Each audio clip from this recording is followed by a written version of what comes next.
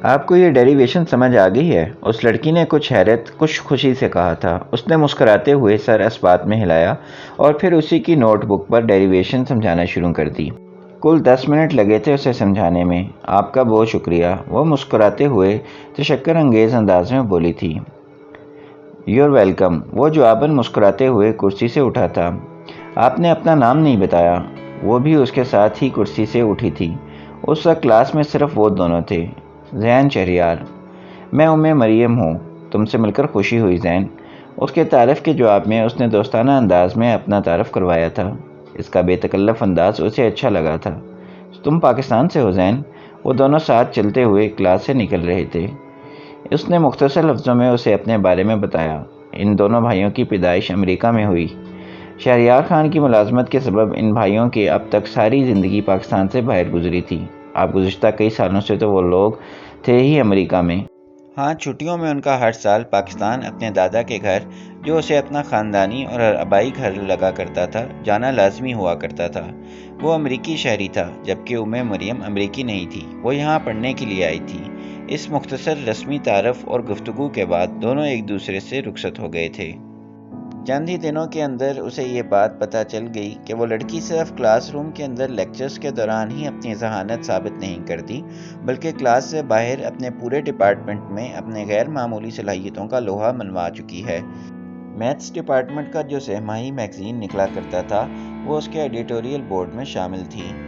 Dramatic club کی وہ روح رواں تھی۔ اپنے ڈپارٹمنٹ کے علاوہ کئی سائنس ڈپارٹمنٹس کی اور کلبز کی وہ سرگرم ممبر تھی۔ وہ نصابی اور غیر نصابی دونوں طرح کی سرگرمیوں میں شاندار کارکردگی اور ریکارڈ رکھنے والی لڑکی تھی۔ وہ امریکہ میں ایک امریکن یونیورسٹی میں امریکیوں پر سبقت حاصل کر رہی تھی اور یہ کوئی غیر معمولی کارنامہ نہیں تھا۔ پہلے دن کی تعریفی گفتگو کے بعد اس نے مریم سے از خود گفتگو کرنے کی کبھی کوشش نہیں کی تھی۔ ہاں، ہفتے میں 3 بار جب وہ کلاس اٹینڈ کرنے آتا تھا، تب مریم کبھی اس کے پاس آ کر اور کبھی دور ہی سے اسے سلام دعا کر لیا کرتی تھی۔ زین اپنے آپ میں گم رہنے والا سنجیدہ مزاج لڑکا تھا، اور یونیورسٹی میں مریم یا کسی بھی اور لڑکی سے دوستی کا سوال ہی پیدا نہیں ہوتا تھا۔ مریم کا dramatic club Romeo Juliet stage کر رہا تھا۔ آتے جاتے جتنی باتیں اس کے کانوں میں پڑتی تھیں، اسے اتنا تو پتہ چل چکا تھا کہ اس ڈرامے کی اسکرپٹ مریم نے لکھا تھا اور ڈائریکشن بھی اسی نے کی ہے، اور جولیٹ کا کردار بھی وہی ادا کر رہی ہے۔ یہ ڈرامہ وہ لوگ کسی چیریٹی کے لیے کر رہے تھے۔ اس نے بھی خاموشی سے ٹکٹ خرید لیا تھا۔ آڈیٹوریم میں پچھلی نشستوں میں سے ایک پر وہ جا کر بیٹھا تھا۔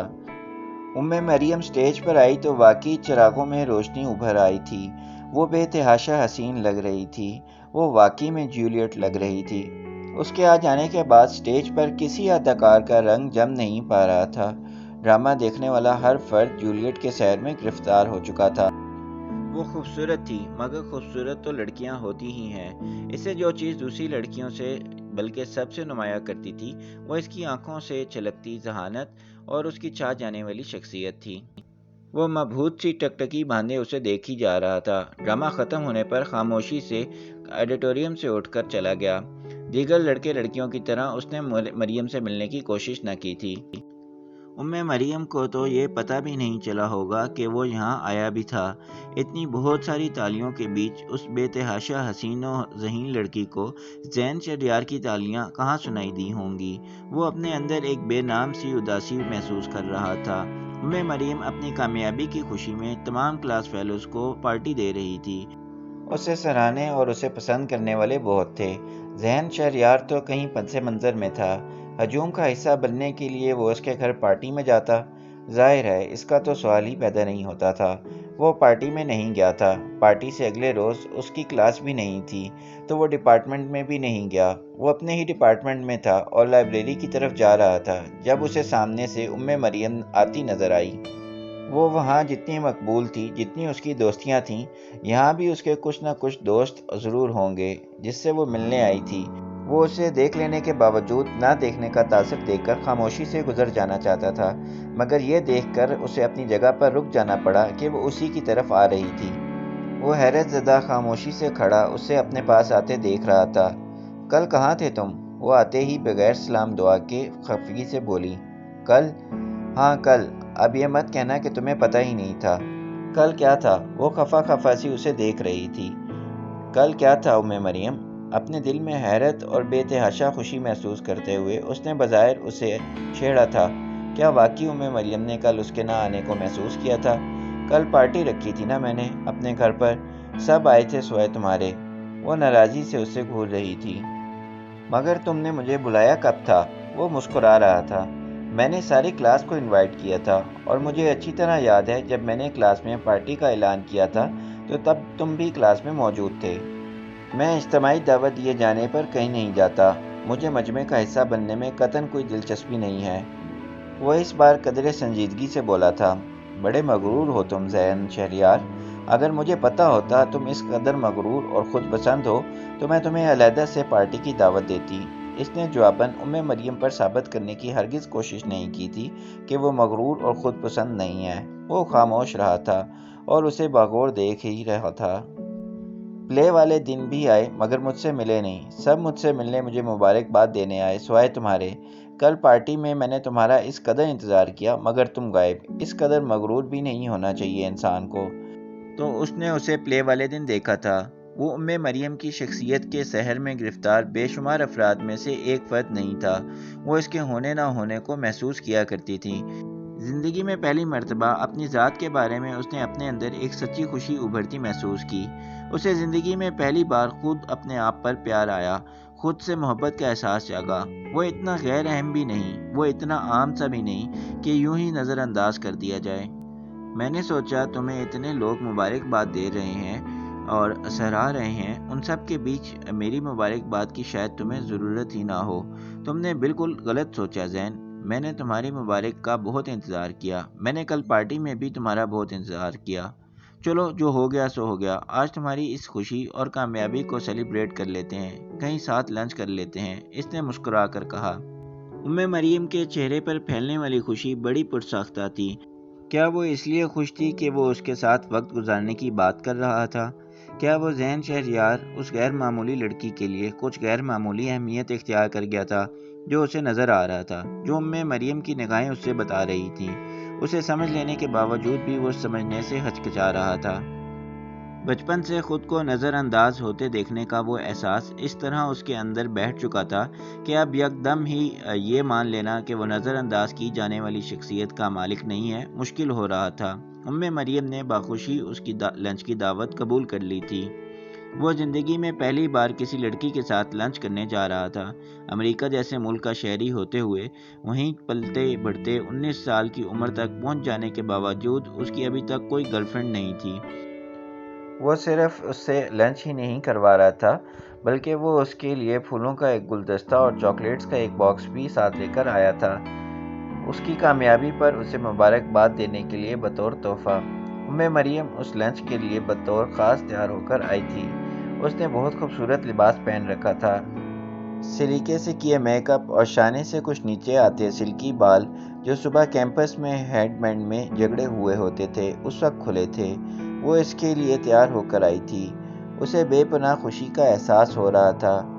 اس کا دل چاہ رہا تھا وہ اسے ٹکٹکی باندھ کر دیکھتا رہے کہ یہ اہتمام اس پیاری لڑکی نے اس کے لیے کیا تھا۔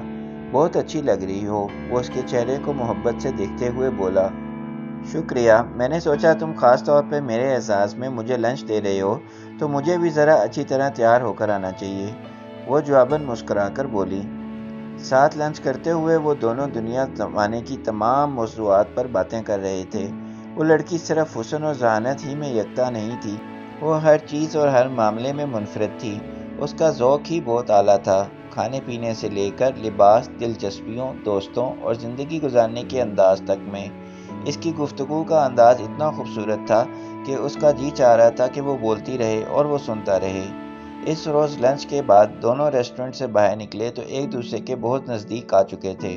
وہ لڑکی اس کے لیے بے حد اہم ہو چکی تھی۔ اب وہ کلاس اٹینڈ کرنے آتا تو وہ دونوں کلاس میں ساتھ بیٹھتے، لائبریری میں ساتھ بیٹھ کر اپنی اسائنمنٹس بناتے۔ لائبریری، جم، کیفیٹیریا، کیمپس کے آس پاس کی دیگر جگہیں، ایسی کوئی جگہ ہی نہیں تھی جہاں وہ ساتھ وقت نہیں گزارتے تھے۔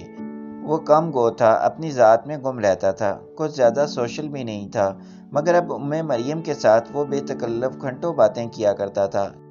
कैंपस में जिन क्लब्स की सरगर्मियों में वो मसरूफ़ रहा करती थी, उसे भी ज़बरदस्ती उनमें शामिल करने की कोशिश करती, और वो सिर्फ़ उसके साथ ज़्यादा से ज़्यादा वक्त गुजारने की धुन में उन सब में शामिल हो जाया करता था। वो पाकिस्तान से आई थी। वो यहाँ अपने चचा के पास रह रही थी। वो बहुत अच्छी फैमिली की लड़की थी। वो जिस वक्त उसके साथ होती तब तो उसके साथ ही होती, मगर जब साथ ना होती तब भी उसको साथ महसूस हुआ करती।